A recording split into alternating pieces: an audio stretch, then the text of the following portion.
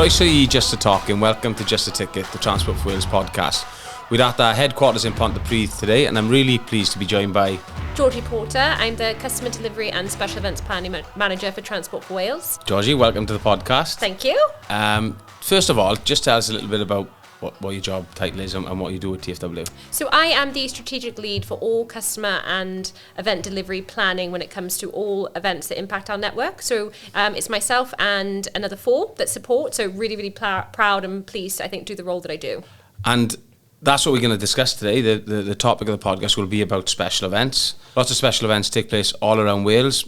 Some of the big famous ones, obviously in Cardiff. First of all, tell us a little bit about, what special events are. So how long have you got? So for us, we have a matrix that we apply when it comes to monitoring and looking at all special events that impact the network. So we adopt a categorization principle, which is essentially it's not a tick box exercise. It's fundamental to how we plan and deliver all of our events. So we categorize it from a Cat A through to an E.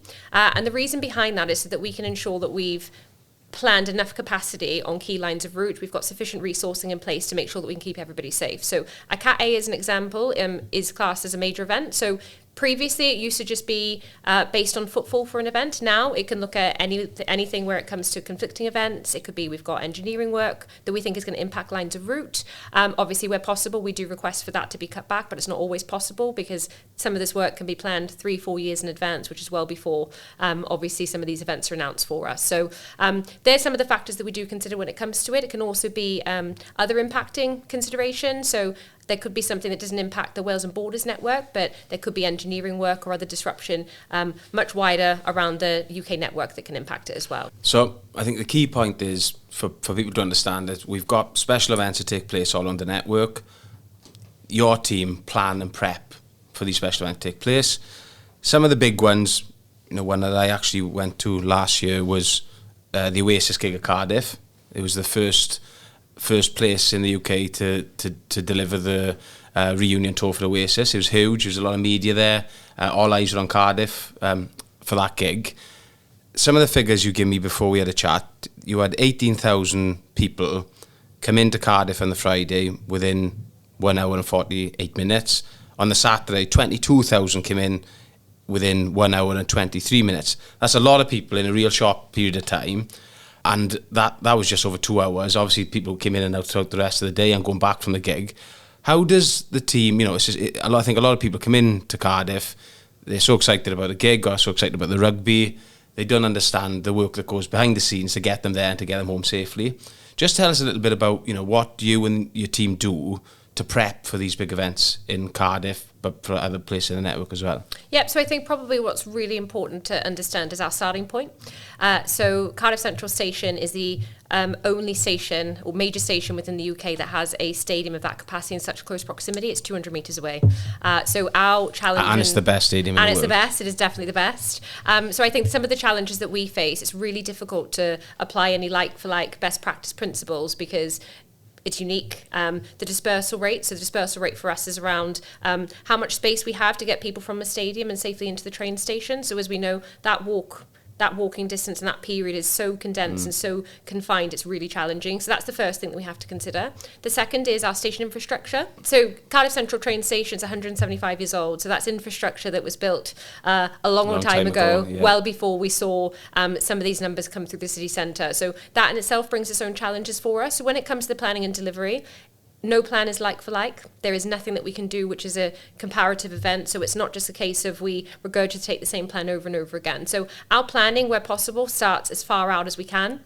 In an ideal world, you'd start it at least 12 months out to make sure that you've effectively covered off all the touch points that you need to. So when it comes to planning, the things that we start with, so our starting point would be around understanding is there any engineering work impacting that date. Yeah. Key thing, I know I touch on a lot of the times, but engineering work for us can make the difference between being able to bring in tens of thousands of people on certain lines of route to not being able to bring them in to that same standard and that same level. And on that point, do we have discussions then with Network Grill when we've got major events in changing certain pieces of engineering work? Yep, absolutely. So anything with all of our event planning and delivery, it's a collaborative effort across multiple agencies and organisations to be able to make it work. And our processes, particularly over the last 12 to 18 months, have been really refined. Pleased to say we've had an introduction of a role within our team, which is a train planning role. So that role specifically covers off all of these discussions, this engagement at a much earlier stage. So previously, that piece of work would have been absorbed within our own team who don't have the skill set when it comes to train planning. It's a very niche role for anyone who is ever interested in getting into train planning. Very interesting, but very, very difficult. I haven't got the brain for it. Yeah. However, what we have seen with the improvements for that is that our planning and the way in which we can make some of these changes to some of our services has really made such a significant difference that a lot of the capacity we put on now on event days, sometimes I see trains at the end of the night leaving completely empty because we've had such a successful inbound period at that capacity. To know that we've still got that there to keep people moving, get people home safely is a real success for us. So, and if we look back to just 5 years ago, I can remember going to internationals myself in Cardiff where we had issues with the trains, getting people in and getting people home. That has changed now because we've got extra trains, we've got a good team that's looking at how to run it the best possible way. There's more resilience in the network from the new trains. So we must have performance figures that shows we've improved in that area. Yeah, absolutely. And I think a key thing for us to probably note is the change in passenger behaviour. So previously, the return rates that we would see across our major events would be between 25 to 40%. Typically, we now see on a rugby 77% return rate and a 60% return rate on concert. So a little bit of work to do. What was it previous? Previously, it was 25 to 40%. So more people are coming in with us, but they're choosing to use the trains to get home as well. Yeah, absolutely. And I think a key part to that is around that confidence that we're giving our customers to know that actually we've got plenty of capacity to get you home. We want to keep you moving safely, getting you into the station as quickly as possible. And so we've talked about the planning element, and there's obviously a great deal of work that goes on pre-event. The event on the day, there's a lot of extra staff. We link in with British Transport Police. We bring in extra security. Talk us a little bit about that. Yeah, so the on-the-day delivery is a really interesting one, and actually it starts the night before. So what people probably don't see is that our barrier build, so all those barriers that you see in Central Square and around the city, around the train station itself, that is done by a team overnight, and it's not just a simple case of we put barriers in and resources in. That also requires us making arrangements with the local team for the station to remain open overnight when it wouldn't typically. It also means that we start our overt security checks much earlier. So we make sure that obviously the station is safe, the surrounding areas are safe as well. So that starts the day before. And then on the day, one of the key things that I always like to cover off is a bit of an operation in numbers. So we have a significant amount of resources that come in and support on an event day. The numbers are astounding, and you wouldn't realise how many people we actually have supporting, and not just from a Transport for Wales perspective, but across the much wider industry and various different organisations. So just to give you some of those numbers, for our own people, we have about 80 event representatives that come out to support. So these are the people are there with the TFW Yep. Vest on, supporting customers and sort of giving them advice. Yep, and these are our people who give up their own time to come in to support. They work generally in our head office roles, so they're not trained to do crowd management or give customer information day to day, but these are people who are really keen, really passionate about trying to keep our people moving and make sure we can give the right level of customer experience for all those travelling on our services. And what about the others we bring in then externally? So then from a crowd management perspective, we have about 180 people on site. Security, it's just over 50, and we also have support in place from a Great Western Railway perspective, cross-country and Network Rail. So we do see a lot of numbers come on the ground to support and to keep people moving. And one of the key things that we always get asked, and the media ask, and sometimes the travelling public ask is, and you've touched upon it, but pre-event you set up queues outside Cardiff Central. Obviously after the event the queues are really busy, but that's not because it's going to take a long period of time to get people on trains. We're doing that for safety reasons, to avoid keeping them on the platform where there's risk of injury, basically. Yeah, absolutely. I think I touched on it earlier around the station infrastructure. So the platforms are only designed to hold up until a certain number. So what we have to do is make sure that safety is the first and foremost priority for all of our customers and colleagues.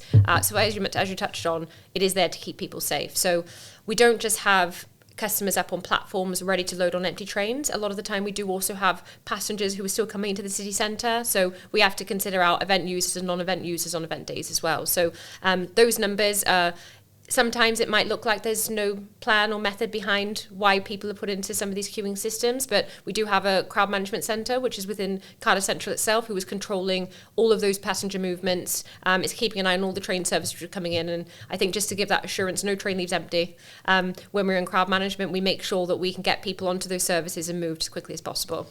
And I think a really interesting point is you've talked about categorising the different events.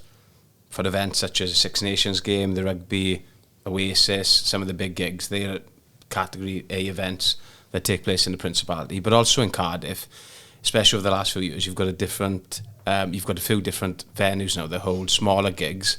But on one weekend or on a Friday night, we could have a gig in the Blackweir, a gig in Cardiff Castle, and a gig in the Arena, which are three smaller ones. But then there's probably more people coming into Cardiff than would be on one event in the Principality. So that they become Cat A events to us then as well. Yes, definitely. And this is where our planning and our planning and delivery has evolved. So we can't just take the capacity overall as our decision making when it comes to how we categorise, but they're a really good simple example of what we would do to consider that. Some other ones would be conflicting events around the network. So we don't just have to look at Cardiff in isolation. We may have conflicting events in Wrexham, in Chester on the same day, which could then impact our ability to enhance some of our services, because we have to strike a really good balance of ensuring that we've got the right level of capacity, the right level of resourcing across the network to keep everybody moving and safe. And that must be really difficult if you've got, say, 3 music events in Cardiff, in them locations we talked about, and then you've got a game of football taking place up in Wrexham.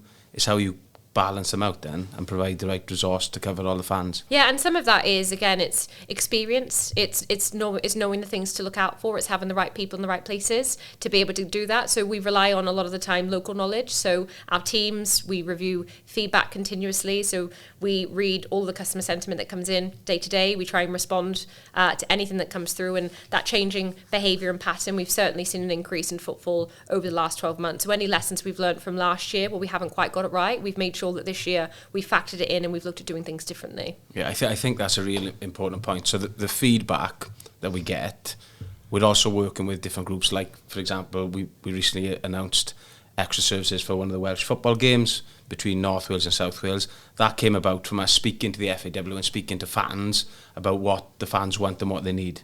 Absolutely, and I would say that the FAW fixtures are actually some of the ones I'm more passionate about.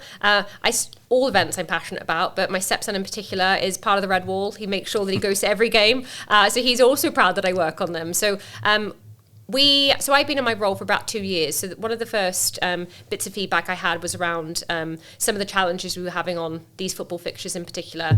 So what we did, made sure we went out, again, you've already touched on it, spoken to the fans, spoken to the supporter clubs, the FAW directly. So we've built a really, really good collaborative working relationship with the team. So up until now, we've only been able to run some of our post-event services, particularly up to North Wales, up to Chester. So the train would be diverted via Wrexham to Chester. That was a big success for us. It's something that people have been asking for a really, really long time. What we've actually managed to do for the first time ever is run that service all the way back to Holyhead. Fans, customers, the FAW have been asking for this, and when I updated on Monday with the teams, they've been asking for this for over 15 years. So to know we've been able to now successfully do that is massive success for us. What people don't see though is how difficult it is to do that. It isn't as simple as just putting a train on. It means cutting back overnight engineering work. We've got to extend signal box opening hours. Our station times have to change. Station lighting times have to change. We have to have resources in at various different locations. We have to put the contingency plans in. So whilst it sounds straightforward, it isn't as simple as people think sometimes. And I think you hit the nail on the head when you said it's not just as easy as putting an extra train on. People just always ask, can we put an extra train on? We're using all our trains and max them out to their full capacity when we hold all these events, really. Yeah, absolutely. And I think that's just for one train to run. All that work I've just said is for one service. What we then have to consider is all the other lines of route as well. So we've put service enhancements in place for people obviously travelling back on the valleys as well. Everything going back down towards Swansea to Bristol, etc. So we've considered all various different routes that we can as a result of it. And one area which we haven't touched upon is obviously the cultural events that take place in Wales. We had a lot of success. We didn't Pontypridd today. We had a lot of success in delivering the Eisteddfod up here. The year before last, I think it was. 2024. 2024, yeah. And it was quite different because it was a urban Eisteddfod, but people loved it because they could easily get you from Cardiff. Yeah, definitely. And I would say that the Eisteddfod was actually personally one of my career highlights. So my daughter goes to a Welsh school. I'm not Welsh speaking, but it's something I'm really, really passionate about. Not just for her, but I think working for Transport for Wales, it's something that you can't not be proud to work for the company. You can't not be proud to be part of such a impressive organisation that keeps people moving and connects people culturally. So I myself went to the Eisteddfod as well when I wasn't on the ground supporting at the train station to make sure we could keep everybody on these services. Yeah. But yeah, it was a real success. And I think what we then applied was the same principles when the Eisteddfod went to Wrexham last year. But that was a slightly different approach. We adopted a multimodal approach. We made sure that we had shuttle buses to get people to the mice based on the distance. And we're going to continue that continuous improvements mindset will remain. As a team, we continue to push forward. We're probably our worst enemies. We're a critical friend to ourselves. At the end of every event, people will say that went really, really well. We'll go, okay, but actually we could have done that better. We could have considered this differently. So it's really interesting because I think context and perspective is everything, really. Yeah, and it's that feedback loop again, and you're always trying to improve. One thing that I think is really important is talking about the people on the ground, the people who are using our services, our customers, and some of the different behaviours you get. And sometimes our staff are treated not with as much respect as they should be. Do you want to just touch upon that? Yeah, so this is one of the most challenging parts to the role. So the teams that we have coming out to support, particularly our event representatives, come from head office roles. They aren't used to being in potentially some of these high conflict situations. So what we do is we make sure we give them the right level of training that we can. So we focus on conflict management. We focus on how we can better support them when it comes to reporting and kind of knowing no type of abuse is okay. It doesn't matter what type of abuse it is. It's completely unacceptable. So we see some really, really awful situations. And I myself have been stood supporting at some of our football fixtures. I've taken a lot of abuse when we're there to keep customers safe. Sometimes it can be really demotivating, it can be really, really challenging. So we just try and encourage our teams to report, know that we're there to support them and know that actually that behaviour is not okay. Yeah, it's not acceptable. It's not acceptable. If people are too intoxicated and they can't handle their alcohol, then as adults, they're decisions we have to make, is to not put ourselves in those situations. Make sure that you treat everybody with kindness. I think it's really, really important that's the key message that we take from it, really. And we linked in with British Transport Police on that. Absolutely. So we've got, particularly on our event days, we've got British Transport Police across our network 365 days a year, but particularly on event days, we have enhanced resources in place. We've got a direct communication in our control room, and we make sure that if our teams do need some support, those resources are deployed as quickly as they can be to keep them safe as well. And one thing we mentioned before we sat down is additional support and training because staff can't deal with some of the behaviours in the station on big event days. Just tell us a little bit about that. Yep, so we've developed a training package, not just ourselves, but we've worked with some of our key partners, so British Transport Police, as well as Silurian Security, who our Silurian provide security across our network. So the training was tailored specifically to the rail network. It's not generic training, if that makes sense. It's something the package has been written, tailored, delivered by ourselves as a team, by BTP, as well as Silurian Security. So that training is really, really important because we want to make sure that they're given the right level of information to customers whilst also feeling supported themselves and whilst kind of understanding what isn't okay. So that's what we focus on. Obviously, the nature of the railway, sometimes things do go wrong. Trains with the trains, with getting people in. Have you got some examples of them, and how did the team deal with them? I've probably got quite a few examples, a few different ones. So Stereophonics is an example. This one was impacted by weather. And for once, being in Wales, it wasn't a flood. It was actually some of the hot weather for a change. So we saw some disruption on the Marches line, and we also saw an axle cantle failure at Abercynon, which impacted services coming in from customers travelling in from Merthyr and from Aberdare. So we ended up having to implement quite a significant road transport operation to ensure we could still get people in for the events. This took place across the entire weekend, so it wasn't just that particular day we had to focus on. We had to focus across... So you basically got to put buses on to get them in. Yeah, absolutely. That provision is already built into all of our contingency planning. So we have robust contingency plans in place, which are there, but they still have to be dynamic and they have to change based on the challenges we have in front of us. Chris Brown, as an example, we had quite a serious assault on board one of our services at Neath. So after the service had left, as an event, we were nearing stand down. What we saw was this service had to be held for quite a prolonged period of time, which then meant that we had to go back into crowd management. So we had to go back into crowd management. We had a lot of service disruption after that, which impacted other lines of route all the way back through to London. Service trains get trapped, which means they can't actually then operate. Really, really challenging. It means that people are waiting for much longer in queues. That's out of our control, unfortunately. And this touches on where antisocial behaviour on any event day can be really challenging for us to manage. And I think another example for us would also just be, and this is primarily on the rugby, where we see a lot of passenger accidents, we see a lot of antisocial behaviour, we see a lot of fights.